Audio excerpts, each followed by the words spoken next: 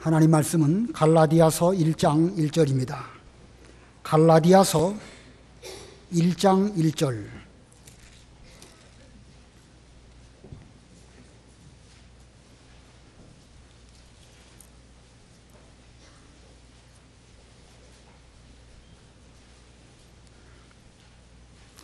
갈라디아서 1장 1절입니다. 9절까지 봉독하겠습니다. 사람들에게서 난 것도 아니고 사람으로 말미암아 된 것도 아니며 오직 예수 그리스도와 그분을 죽은 자들 가운데서 살리신 하나님 아버지로 말미암아 사도된 나 바울은 함께 있는 모든 형제들과 더불어 갈라디아의 교회들에게 편지를 쓴다. 하나님 우리 아버지와 주 예수 그리스도께로부터 은혜와 평강이 너희에게 있을지어다. 그리스도께서 하나님 곧 우리 아버지의 뜻을 따라 이 악한 시대에서 우리를 건지시려고 우리 죄를 위하여 자신을 주셨으니 그분께 영광이 영원 무궁히 있기를 기원한다. 아멘. 그리스도의 은혜로 너희를 부르신 분에게서 너희가 그렇게 속히 떠나 다른 복음을 따라가는 것을 나는 이상하게 여긴다. 다른 복음은 없으니 다만 너희를 혼란스럽게 하고 그리스도의 복음을 왜곡하려는 어떤 이들이 있을 뿐이다. 그러나 만일 우리가 혹 하늘로부터 온 천사라도 우리가 너희에게 전한 복음 외에 다른 복음을 전한다면 저주를 받아야 마땅하다. 우리가 전에 말한 것처럼 지금도 내가 다시 말한다. 만일 누구든지 너희가 받은 복음 외에 다른 복음을 전한다면 저주를 받아야 마땅하다. 거기까지 봉독하겠습니다.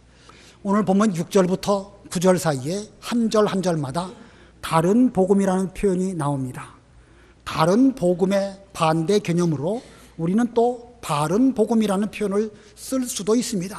그래서 오늘 제목은 바른 복음과 다른 복음, 바른 복음과 다른 복음이라는 제목입니다. 우리가 이제 7월 달부터 학생들에게 공과 공부로 갈라디아서를 가르치게 됐습니다. 이 갈라디아서 잘 배워서 우리도 먼저 은혜를 받고 학생들에게 이 바른 복음을 잘 가르쳐야 하겠습니다. 사도 바울이 이 안디옥 교회에서 바나바와 함께 목회를 하다가 성령의 명령에 의하여 복음 전도를 하게 됩니다. 1차 전도 여행 때에 터키 지방, 그 터키 지방에 골이라고 하는 족속들이 있었는데 그 골족들이 살고 있는 그 지방을 전도하면서 여러 교회들을 세웠습니다. 그 가운데 비시디아 안디옥에도 교회를 세웠고 이고니온, 루스드라 등등의 복음을 전했습니다. 자, 이때는 이방 땅의 복음이 전파되는 초기라고 볼 수가 있는데 그때에 거기에 세워진 여러 교회들, 그 교회들을 우리는 이 갈라디아서를 통해 가지고 그들에게 이제 서신을 보낸 것입니다. 그 지역, 이 골족들이 살고 있는 그 지역을 갈라디아라고 그 이름이 불려지고 그 갈라디아 지방에 있는 여러 교회들에게 바울이 편지를 보냈습니다. 이 갈라디아서 그러면 갈라디아 교회에 보낸 것으로 알고 있는데 정확하게는 그것이 아니고 갈라디아 지역에 있는 여러 교회들에게 보낸 서신, 이것이 바로 갈라디아서입니다. 바울이 이렇게 그 이방 땅의 복음을 전하게 되었는데 복음을 전하고 얼마 동안 시간이 지났습니다. 이 갈라디아 교회에 그 지방에 세워진 여러 교회들 중에는 그리스도의 복음을 믿는 믿음만으로 구원받는다라는 진리를 받았음에도 불구하고 이 구약시대부터 행해온 할례를 또 행해야 구원을 받는다라고 하는 이런 사상이 들어오게 되었습니다. 바울로부터는 믿음으로만 구원받는다라는 진리를 배웠는데 그 유대인들이 거기에 들어오면서 율법주의, 유대주의 이런 것들이 들어와서 율법을 따라서 할례도 행해야 구원을 받는다 이렇게 말하게 되었습니다. 사실 이 갈라디아서를 기록하기 그 이전 이 안디옥 교회에도 그런 문제가 있었고 바울이 1차 전도 여행을 할 때에 그 진리를 분명하게 깨닫고 그리고 예루살렘에 올라가서 공의회를 열어가지고 우리의 올바른 구원은 믿음으로만 구원받는다 라는 그런 내용들을 그 예루살렘 공의회를 통해 가지고 확립을 했습니다. 그때가 정확하게 몇 년이냐면 추후 49년에 예루살렘 공의회가 열렸습니다. 그러면 그 예루살렘 공의회의 결정 사항이 무엇일까? 한번 좀 성경을 쳐다보면서 핵심이 무엇인지를 한번 생각해 보시기 바랍니다. 사도행전 15장 7절로 11절 읽어보세요. 사도행전 15장 7절로 11절. 사도행전 15장 7절. 많은 논란이 있은 후에 베드로가 일어나 그들에게 말하였다. 형제들아, 너희도 알고 있는 바와 같이 하나님께서 내 입을 통해 이방인들이 복음의 말씀을 듣고 믿게 하시려고 오래전에 너희 가운데서 나를 택하셨다. 또 마음을 아시는 하나님께서 우리에게와 같이 그들에게도 성령을 주어 증언하셨고 믿음으로 그들의 마음을 깨끗하게 하셔서 우리와 그들 사이에 아무것도 구별하지 않으셨는데 이제 어찌하여 너희가 하나님을 시험하여 우리 조상들과 우리도 질 수 없었던 멍에를 제자들의 목에 두려 하느냐. 우리가 주 예수님의 은혜로 구원받은 것을 믿으며 이것은 그들도 마찬가지이다. 예, 아주 중요한 말씀을 베드로가 예루살렘 공의에서 말하였습니다. 곧 지나가서 사도행전 15장 16절로 20절 좀 길지만 읽어보세요. 15장 16절. 이 일 후에 내가 돌아와서 무너진 다윗의 장막을 다시 지으며 그 장막에 파괴된 것들을 다시 지어서 그것을 바로 세울 것이다. 이는 사람들 중 남은 자들이 주님을 찾게 하고 내 이름으로 부르는 모든 이방인들이 주님을 찾게 하려는 것이다. 태초부터 이것들을 알게 하시는 주께서 말씀하신다 라고 한 것과 같다. 그러므로 내 판단은 이방인들 중에서 하나님께 돌아오는 자들을 괴롭게 하지 말고 다만 그들에게 우상들의 더러운 것들과 음행과 목매어 죽인 것과 피를 멀리하라고 편지하는 것이 좋겠으니. 예, 지금 우리가 성경 본문을 통해 가지고 그 예루살렘 공의회에서 결정한 중요한 내용이 무엇인지를 지금 읽었는데 여러분 생각하시기에는 가장 중요한 핵심이 뭐라고 생각하십니까? 예루살렘 공의회의 결정 사항 가운데 가장 중요한 게 뭡니까? 피와 음행과 목매어 죽인 것과 또 뭐 그런 거 멀리 하라는 거 그거 하고 믿음으로 구원받는 것하고 어느 것이 더 중요하죠? 믿음으로 구원받는 사실을 정확하게 지금 이 예루살렘 공의에서 확립을 했습니다. 그러면서 이방인들이 앞으로 이와 같은 믿음으로 신앙생활을 하는데 그들에게는 기본적으로 적어도 우상의 더러운 것, 음행, 목매어 죽인 것, 피 이런 것들을 멀리하도록 가르치면 좋겠다. 이렇게 결의를 했습니다.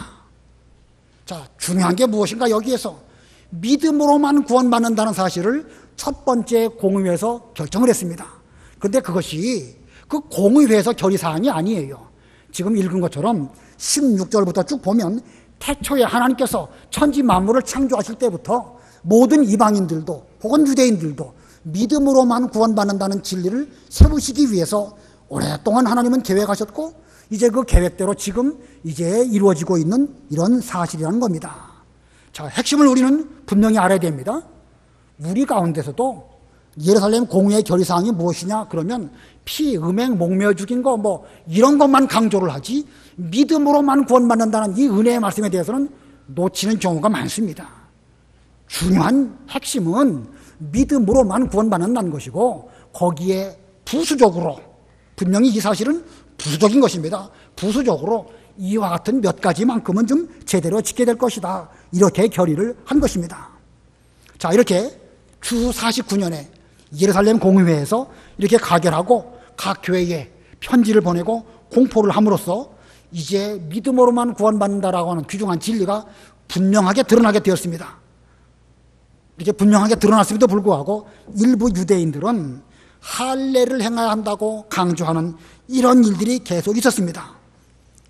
당시에 바울은 이방 땅에 전도하면서 오직 믿음으로만 구원받는다라는 진리를 누구보다 많이 강조했습니다. 그러다 보니까 유대인들은 바울이 상당히 못마땅하겠죠. 그래서 바울은 본래 사도가 아니었음에도 불구하고 사도 노릇을 하고 있다라고 하면서 바울의 복음을 비방하기 위해서 바울이라고 하는 그 사도성을 사람들 중에서는 비난했던 것입니다. 그래서 바울은 나는 분명하게 사도이다 라고 말하면서 이 갈라디아서를 통하여 다시 한번 믿음으로만 구원받는 것이지 다른 복음, 할례 혹은 그 복음 외에 다른 것으로 구원받는 것이 아니다 라고 하는 사실을 다시 한번 정립한 성경 말씀, 이것이 바로 갈라디아서입니다. 이 갈라디아서는 주후 57년경에 기록한 말씀으로 우리는 보고 있습니다. 그러니까 그 지역, 갈라디아 지역의 복음을 전하고 한 5, 6년 지나고 예루살렘 공의회에서 분명한 진리를 세웠음에도 불구하고 이 진리가 아직까지 잘 받아들여지지 아니하니까 바울은 성경을 통해서 이 진리를 분명하게 다시 한번 정립을 한 것입니다. 이 바울은 자기가 지금 사도가 아니다 라는 비난을 받고 있는데, 나는 사도다라는 자기를 드러내기 위해서 이 말을 한 것이 아니라 자기가 비난을 받으면 하나님의 복음에 문제가 있기 때문에 그는 나는 분명히 예수님으로 말미암아 보내심을 받은 사도다라고 말하면서 믿음으로만 구원받는다는 이 진리를 강조하였습니다. 자, 그래서 이 갈라디아서의 핵심적인 주제가 무엇이냐, 두 가지를 말하라고 하면 믿음으로만 구원받는다라고 하는 이신득구하고, 두 번째로는 더 이상 구약의 율법에 매이지 말고 그리스도인으로서 자유를 누려라 라는 뜻으로 그리스도인의 자유를 말하고 있습니다. 자, 이 갈라디아서의 두 가지 주제, 첫 번째가 뭐라고요? 우리는 이신칭의라고도 알고 있는데 이 시간에는 이신득구라고 표현을 하겠습니다. 이신득구, 믿음으로써 구원을 득했다. 여러분, 이 한문 정도는 잘 아시기를 바라고, 또 우리 학생들에게는 이런 정도 가르쳐야 됩니다. 초등학교 1학년 때부터 교회에서 한문을 가르쳤다. 아이들이 이해도 못하는 어려운 걸 왜 가르치고 그러는가?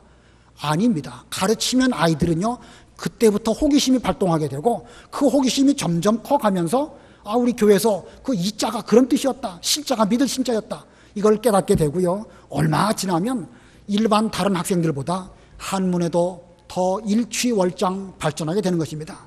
교회에서 가르치면 아이들은 스펀지같이 이 지식을 잘 받아들일 것입니다. 이신득구, 첫 번째가 이 갈라디아서의 핵심 주제가, 첫 번째는 믿음으로서만 구원을 받는다, 이신득구이고, 두 번째는 뭐라고요? 그리스도인의 자유의 자유. 할례를 받아야 된다, 뭘 행해야 된다, 괜히 그렇게 속박하지 말고 더 이상 거기에 매이지 말고 자유를 누려라. 이제 5장 가면 바울이 그런 말씀을 하고 있습니다. 이 두 가지입니다. 그리고 갈라디아서의 결론으로 말한다고 하면 갈라져라는 거예요. 갈라디아서의 결론이 뭐라고요? 갈라져라. 그렇게 율법을 주장하는 그런 사람들과 함께하지 말고 뒤에 가면 이제 내쫓아라, 이런 말씀까지 있습니다. 자, 이 성경에는 분명 온 교회가 하나가 되라는 말씀도 있지만 때에 따라서는 이렇게 갈라져라는 말씀도 있는 것입니다. 그러므로 우리는 어느 한 표현만 보면서 성경이 하나가 되라고 했지 누가 싸우고 갈라지라고 했느냐? 성경에는 그렇지 않습니다. 피 흘기까지 싸우라는 말씀도 있고, 심지어 진리가 하나가 아닌 이상은 갈라질 수밖에 없다는 그런 말씀도 있습니다. 그러므로 중요한 것은 상황에 따라서 제대로 분별하는 것, 이게 중요하지 어느 한 성구만 지나치게 강조하는 것은 합당하지 않습니다. 자, 이제 본론으로 들어가서 두 가지 대지로 말씀을 전하겠습니다. 첫 번째는 바른 복음입니다. 바른 복음. 오늘 본문 가운데 바른 복음이라, 바른이라는 표현이 들어있지 않습니다. 복음이면 복음 하나로 충분하지 그 앞에 무슨 서술어로서 바른이라는 말이 또 필요할까? 우리는 분명 그렇게 생각할 수 있습니다. 분명 복음이라고 하면 그 자체가 벌써 좋은 소식, 이런 뜻이죠. 그런데 불가피하게 뒷부분에 6, 7, 8, 9절에 바른 복음이라는 단어가 있기 때문에 거기에 반대 개념으로 바른 복음이라는 표현을 쓸 수밖에 없었습니다. 자, 그러면 이 바른 복음의 내용이 무엇일까? 이 바른 복음의 내용 세 가지를 본문에서 소지로 말씀드리겠습니다. 바른 복음의 첫 번째 소지는요, 오직 은혜로 구원받음. 오직 은혜로만 구원받음. 본문 1절 읽어보세요. 1절. 사람들에게서 난 것도 아니고 사람으로 말미암아 된 것도 아니며 오직 예수 그리스도와 그분을 죽은 자들 가운데서 살리신 하나님 아버지로 말미암아 사도된 나 바울은. 본문을 설명드리기 전에 저는 이 1절을 읽을 때마다 생각나는 한 사건이 있습니다. 제가 신학대학원 다닐 때 우리 학생 가운데 저하고 동갑내기 감리교 목사님이 함께 공부를 했습니다. 근데 그 감리교 목사님은 이 말씀을 해석하면서 본래 바울은 사도가 아니었는데 자기가 하나님의 일을 하다 보니까 사도라는 필요성을 느끼게 되었고 그걸 지나치게 강조해서 이렇게 성경에 기록을 했다. 그러므로 본래 바울은 사도가 아니다. 이렇게 해석을 하는 말을 듣고 그 말 때문에 우리 교실에서 상당히 강력한 반박, 논쟁이 있었습니다. 그래서 여기를 읽을 때마다 저는 그 생각이 납니다. 그는 사도가 아니었기 때문에 사도라고 강조해서 1절을 기록했다. 자, 그 감리교 목사님은 왜 이 바울은 사도가 아니다 이렇게 말을 했을까? 성경을 왜 그런 관점으로 볼까? 그 목사는요, 자유주의적인 신앙관으로 이 성경을 보는 것입니다. 자, 그러다 보니까 이 성경을 하나님의 말씀, 성령의 감동으로 기록한 것으로 해석하지 않고 어떤 한 인간이, 바울이라고 하는 한 인간이 자기의 필요에 의해서 자기의 논조를 강력하게 말하기 위해서 이 말을 썼다. 이렇게 보는 거예요. 우리하고는 전혀 관점이 다르죠? 예, 우리하고는 전혀 관점이 다릅니다. 우리는 이 말씀이 비록 바울로 말미암아 기록된 말씀이지만 그 이전에 성령의 감동으로 하나님께서 우리에게 주신 성경으로 봅니다. 그래서 바울이 나는 사람으로 말미암아 된 것도 아니고 사람의 뜻을 따라 된 것이 아니라 하나님과 예수님으로 말미암아 사도가 되었다라고 말하면 우리는 어떤 일이 있더라도 이 성경 말씀을 그대로 받습니다. 아, 바울은 분명히 사도다. 어디에 그런 말이 있냐? 성경에 있지 않느냐? 자, 우리는 이 1절에서 이 바울이 사도라는 사실을 분명히 이제 우리는 뭐 두말할 필요 없이 다 받아들이시죠. 자, 그런데 1절을 잘 보면은요, 바울은 자기가 어떻게 사도가 되었는가라는 것을 말하고 있습니다. 사람들에게서 난 것도 아니고 사람으로 말미암은 것도 아니다. 전혀 인간의 노력과 인간의 의지로 된 것이 아니고 오직 예수 그리스도와 그분을 죽은 자 가운데서 살리신 하나님 아버지로 말미암아 사도된 나 바울은, 자기의 사도를 말하면서 내가 너희들이 뭐 아무리 사도가 아니다 기다 떠들어도 분명 나는 사도된 바울인데 내가 사도가 된 것은 사람으로 말미암아 사람의 뜻으로 된 것이 아니고 오직 예수 그리스도와 그분을 죽은 자 가운데 살리신 하나님 아버지로 말미암아 되었다. 자, 우리는 이걸 볼 때에 바울이 지금 자기가 사도가 된 것은 오직 하나님과 그리스도의 은혜로 되었다라는 것을 강조하고 있죠. 예, 바울이 사도가 된 데에는 어느 누구의 도움도 없고 심지어 본인의 어떤 노력으로 된 것도 아닙니다.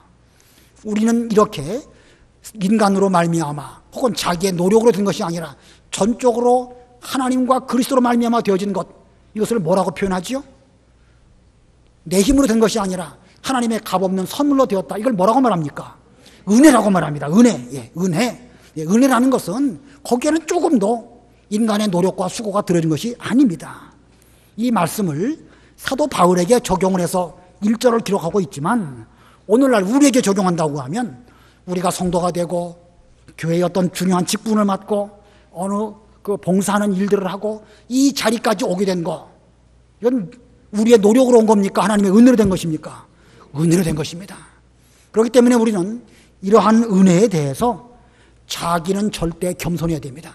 내 노력으로 됐다 그러면 자랑할 만하겠지만 우리의 노력으로 된 것은 조금도 없습니다. 그러므로 우리는 절대 겸손해야 되고 이 사명 앞에 또한 담대해야 됩니다. 내 힘으로 된 것이 아니라 하나님의 힘으로 됐기 때문에 앞으로 하나님의 일을 할 때에도 우리 인간의 수고로 되는 것이 아니라 하나님의 은혜로 될 줄을 믿기 때문에 우리는 담대합니다. 자기를 볼 때는 너무나 형편없지요. 너무나 부족합니다. 그러나 은혜로 지금까지 인도해 주신 것처럼 앞으로도 은혜 가운데 우리를 인도해 주실 것이기 때문에 우리는 성도로서 혹은 맡은 바 직분 앞에서 우리는 담대해야 됩니다. 그리고 오직 은혜만 자랑하고 하나님과 예수님의 십자가와 부활만 자랑하는 이런 우리가 돼야 되는 것입니다. 자, 이 바른 복음의 첫 번째, 오직 은혜로 구원받았다. 만자가 들어가는 게 좋을 것 같아요. 오직 은혜로만 구원받음. 이것이 오늘 본문에 들어있는 첫 번째 소지 내용이고, 바른 복음의 두 번째는 하나님께서 그리스도를 죽은 자 가운데서 살리셨다. 좀 길지요? 하나님께서 그리스도를 죽은 자 가운데서 살리셨다. 간단하게 뭐라고 말할 수 있겠죠? 부활입니다. 예, 바른 복음의 두 번째 내용은 바로 부활입니다. 죽은 자가 다시 인간으로 다시 살아난다? 우리 인간으로는 불가능합니다. 왜냐하면 죄의 멍에 아래에 있는 인간은 죽음과 사망을 이길 수 있는 능력이 조금도 없습니다. 그러나 창조주이신 하나님께서 예수 그리스도께서 죄를 이기시고 의롭게 그 십자가에서 죽으신 것을 하나님께서 의롭다고 여겨 받아주셨습니다. 예수님은 완전한 십자가를 지셨고 하나님은 그것을 보실 때에 예수님의 죽으심을 의롭다고 보시고 그 예수님을 사흘 만에 부활하시는 은혜를 입혀주셨습니다. 자, 예수님의 죽으심과 모든 율법을 지키심이 하나님의 기준에 합격하셨기 때문에 하나님께서는 그리스도를 죽은 자 가운데서 살리셨습니다. 그것이 바른 복음의 두 번째입니다. 1절에 그 말씀이 들어있어요. 우리 1절 의미를 생각하면서 다 같이 합독하겠습니다. 1절 시작. 사람들에게서 난 것도 아니고 사람으로 말미암아 된 것도 아니며 오직 예수 그리스도와 그분을 죽은 자들 가운데서 살리신 하나님 아버지로 말미암아 사도된 나 바울은. 자, 분명히 하나님께서 그리스도를 죽은 자 가운데서 살리셨다. 부활이 1절 가운데 들어있습니다. 이 부활이 바른 복음의 두 번째이고, 세 번째 바른 복음의 소지의 세 번째는 그리스도께서 우리를 구원하시려고 죽으셨다. 예, 그리스도께서 우리를 구원하시려고 죽으심. 간단하게 말하면 십자가입니다. 4절 읽어보세요. 4절 그리스도께서 하나님 곧 우리 아버지의 뜻을 따라 이 악한 시대에서 우리를 건지시려고 우리 죄를 위하여 자신을 주셨으니. 예, 그리스도의 죽으심은 단순하게 어느 위대한 인물의 죽으심이 아닙니다. 먼저는 하나님의 뜻을 이루시기 위한 죽으심이고, 그 다음은 죄인된 우리를 죄 가운데에서 악한 시대에서 건져내시려고 우리 주님께서 죽으셨습니다. 이것을 간단하게 우리는 십자가의 죽으심 혹은 십자가라고도 간단하게 표현합니다. 자, 이렇게 바른 복음에는 이 세 가지 내용이 들어있습니다. 첫 번째가 뭡니까? 오직 은혜로만 구원받는다. 두 번째가 무엇이지요? 간단하게 말씀하세요. 부활입니다. 하나님께서 죽은 자 가운데서 그리스도를 살리셨다. 부활. 세 번째는 그리스도께서 우리를 구원하시려고 죽으셨다. 한마디로 말하면 십자가입니다. 이 세 가지, 은혜로만 구원받는다, 부활, 그리고 예수님의 죽으심, 이것을 시간 순서대로 다시 배열하면 제일 먼저가 뭐죠? 제일 먼저는 예수님의 십자가입니다. 십자가에 먼저 죽으셨고, 그 다음에 뭐죠? 부활. 그 다음에는 무엇입니까? 우리가 그것을 믿음으로 말미암아 은혜로 구원받는다. 십자가, 부활, 믿음으로 말미암아 은혜로 구원받는다. 이것이 이 바른 복음의 세 가지 중요한 핵심이고, 이 자체가 복음입니다. 이 복음 안에는 세상에서 얻을 수 없는 하나님과 예수 그리스도로 말미암아 오시는 은혜와 평강이 있습니다. 또 이 복음으로 구원받은 사람의 본분은 하나님과 예수 그리스도께 영광을 돌려드리되 영원히 돌려드리는 그런 삶을 살아야 되는 것입니다.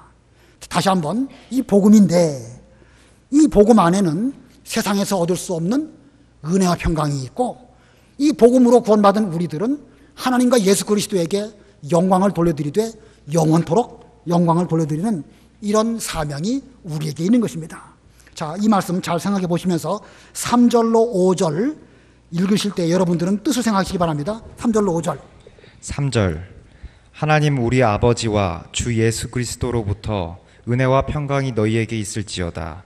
그리스도께서 하나님 곧 우리 아버지의 뜻을 따라 이 악한 세대에서 우리를 건지시려고 우리 죄를 위하여 자신을 주셨으니 그분께 영광이 영원 무궁히 있기를 기원한다. 아멘. 예, 다시 한번 정리하면 복음의 내용 세 가지 뭐죠?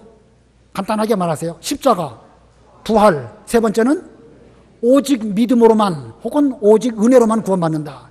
이게 복음의 내용이고, 이 복음 안에 있는 자의 복, 어떤 복을 받는다고 그랬습니까? 은혜와 평강, 여기서 말하는 은혜와 평강은 세상이 주는 것과 같지 않습니다. 예수님이 직접 주시는 거예요. 은혜와 평강. 그리고 이런 복음으로 구원받는 사람의 사명이 무엇이냐? 하나님과 예수 그리스도께 영광 돌리는 것. 이것이 우리의 사명입니다. 자, 여기까지가 바른 복음이고, 이제 이어서 두 번째 대지로 다른 복음. 다른 복음. 다른 복음이란 게 뭘까? 앞에서 설명드린 그 중요한 세 가지 요소, 십자가와 부활과 믿음, 이 세 가지 요소가 이 복음의 핵심인데, 이것을 약간 번영시켜서 거기다가 뭘 더한다든지 거기에 무엇을 뺀다든지 뭔가 비슷하기는 한데 좀 이상하다, 그런 걸 보고 사도 바울은 이 갈라디아서에서 다른 복음이다 이렇게 말했습니다. 무엇을 일부분을 더한다든지 빼는 것, 이것은 복음이 아니고 다른 복음이고 짝퉁입니다. 십자가와 부활, 믿음, 복음입니까 아닙니까? 십자가, 부활, 믿음, 그 복음이에요. 그런데 십자가, 부활, 또 믿음 다 있는데 거기에다가 할례를 받아야 된다. 그 복음입니까? 다른 복음입니까? 다른 복음이에요. 십자가, 부활, 믿음, 인간의 노력으로 회개해야 된다. 그 바른 복음입니까? 다른 복음입니까? 그 다른 복음입니다. 근데 또 십자가는 빼놓고 복음과 부활과 믿음으로 구원받는다, 이걸 말한다. 그것도 다른 복음입니다. 자, 뭐가 빠졌어? 십자가가 빠졌어. 그건 다른 복음이에요. 자, 바울은 본문에서 이 다른 복음에 대해서 두 가지로 교훈하고 있습니다. 다른 복음에 대해서 두 가지. 첫 번째, 다른 복음은 없다. 다른 복음은 없다. 본문 6절, 7절 읽어보세요. 6절. 그리스도의 은혜로 너희를 부르신 분에게서 너희가 그렇게 속히 떠나 다른 복음을 따라가는 것을 나는 이상하게 여긴다. 다른 복음은 없으니 다만 너희를 혼란스럽게 하고 그리스도의 복음을 왜곡하려는 어떤 이들이 있을 뿐이다. 바울이 지금 갈라디아의 여러 교회를 다니면서 얼마나 심혈을 기울여서 복음을 잘 전해 주었는데, 그들이 이 짧은 시간 안에 속히 이 올바른 복음에서 떠나 다른 복음 따라가는 거 정말로 이상하다, 정말로 이상하구나, 바로 이렇게 말하고 있습니다. 내가 얼마나 너희들을 위해서 수고 많이 한 가운데 복음을 전했는데 너희가 그 올바른 복음은 따라가지 아니하고 다른 복음을 그렇게 쉽게 따라가느냐, 이상하구나. 이 바울 시대에도 이 다른 복음을 따라가는 자들이 있었던 것처럼 이 마귀가 우리 인간의 이 죄성을 가지고 작용을 해서 어느 시대든지 다른 복음을 따라가는 그런 사람들이 항상 있어 왔습니다. 구약 시대에 모세를 세우셔서 하나님께서 이스라엘 백성들을 출애굽하게 하시고 홍해를 건너가게 하시고 이제 광야길을 가게 하였습니다.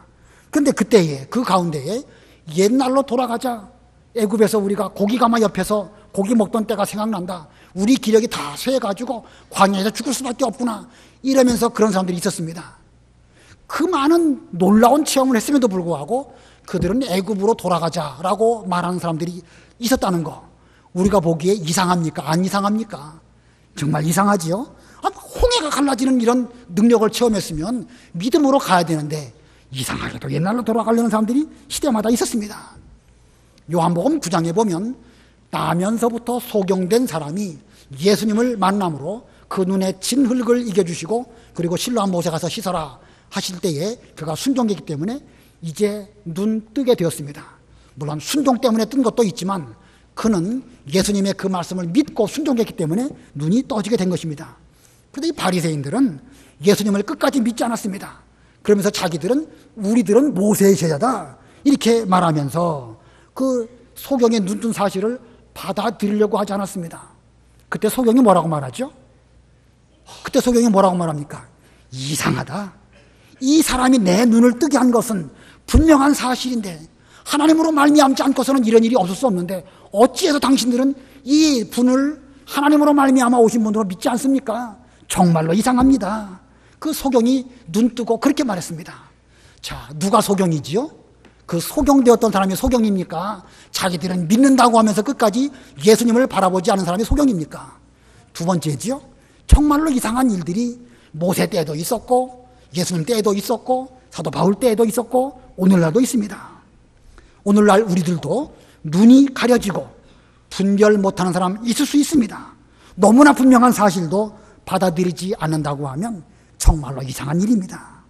그러나 사도 바울은 그 이상한 일이 이 다른 복음은 없다라고 말하면서 본문에서 7절에서 그렇게 말하고 있습니다. 다른 복음은 없다라는 말은 다른 복음을 말하는 사람이 없다는 말이 아니라 그런 복음에는 구원이 없다. 왜 그 어리석은 가운데 빠져 있느냐? 이렇게 말한 것입니다. 그러므로 다른 복음에는 구원이 없다라는 뜻이에요. 다른 복음 자체가 없다는 말이 아니라 다른 복음에는 구원이 없으니까 그거 따라가지 말아라. 그런데 시대마다 그거 따라가는 사람들이 있어서 우리는 이상하게 여길 수밖에 없습니다. 두 번째 소지, 다른 복음의 두 번째는요, 다른 복음을 전하면 저주를 받는다. 다른 복음을 전하면 저주받음. 참 무서운 말이죠. 그러나 성경에는 저주받는다는 말씀도 있습니다. 우리는 복받는다는 말씀 들을 때에 아멘 하지만 저주받는다는 말씀 들을 때에도 우리는 아멘 해야 됩니다. 구약시대에 모세를 통하여 명령받고 여호수아를 통하여 가나안 땅 들어갔을 때 그리심산과 에발산에 서서 하나님 말씀을 선포할 때에 축복의 산에 올라간 사람들도 아멘 했고 저주의 말씀을 선포할 때도 아멘 했습니다. 그것은 무슨 뜻입니까? 저주 받으라는 뜻이에요? 안 받는다는 뜻입니까? 받지 말라는 뜻이죠. 그러니까 우리는 이 말씀에 대해서도 아멘 해야 됩니다. 8절 9절 읽어보세요. 8절. 그러나 만일 우리나 혹 하늘로부터 온 천사라도 우리가 너희에게 전한 복음 외에 다른 복음을 전한다면 저주를 받아야 마땅하다. 우리가 전에 말한 것처럼 지금도 내가 다시 말한다. 만일 누구든지 너희가 받은 복음 외에 다른 복음을 전한다면 저주를 받아야 마땅하다. 바울도 저주받으라는 뜻으로 이 말씀을 한 건 아닙니다.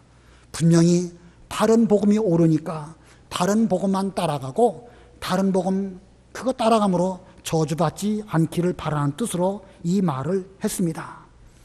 그러나 그 당시에 이 유대인들, 그들은 스스로 더 잘 믿는다고 하면서 여러 성도들을 미혹했습니다. 겉으로 보기에는 할례를 받는 그 자체가 뭔가 경건한 믿음의 표식 같기도 하고 그 같은 의식을 행함으로 인해서 다른 사람보다 더 거룩하고 차별되게 보였던 그런 때였습니다.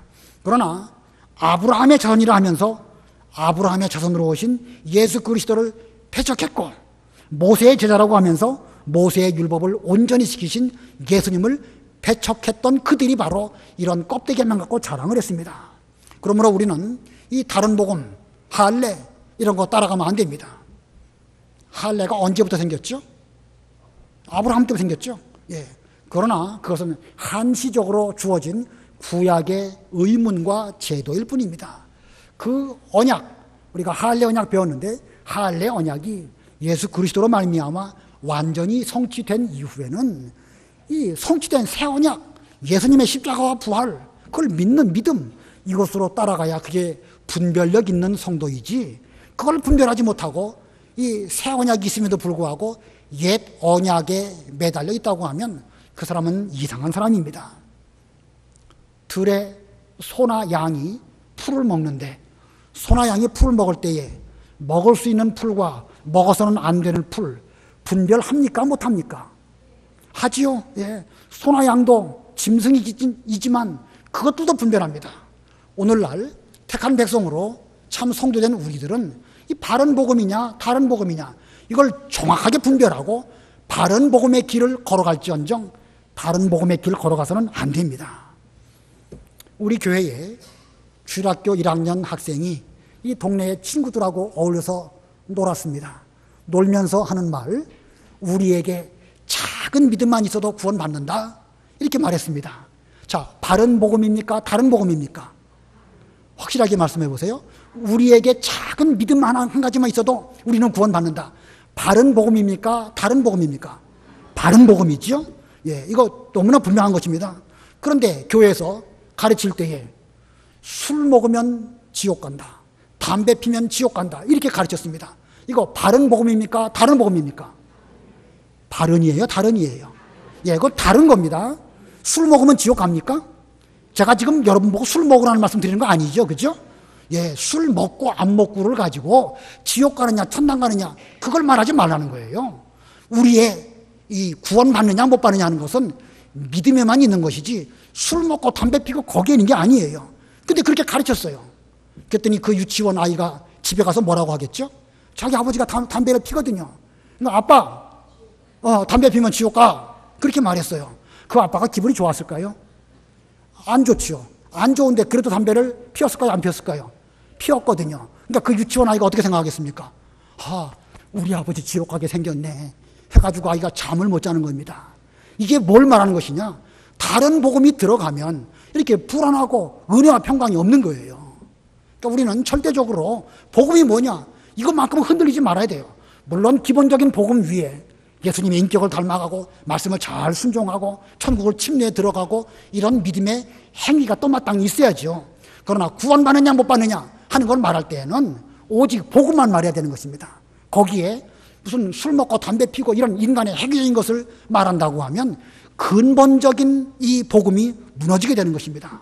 그리고 그게 무너지게 되면 두려움, 공포, 지옥 갈까 봐 걱정하고 이런 게 들어오게 되는 거예요.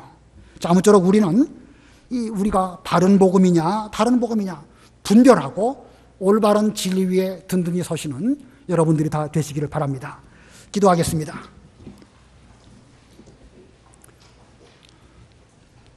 하나님의 은혜를 진심으로 감사합니다. 하나님 아버지